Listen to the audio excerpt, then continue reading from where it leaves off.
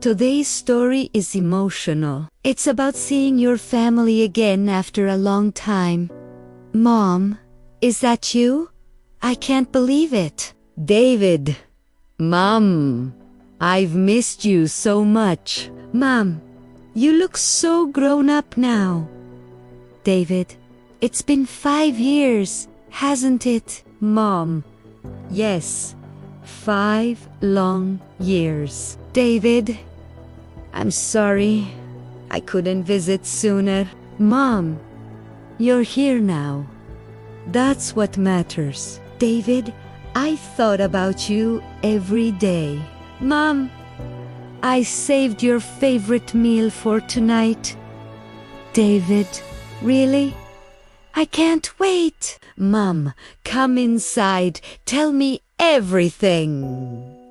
David? There's so much to talk about. Mom, we have all the time in the world now. David, I love you, Mom.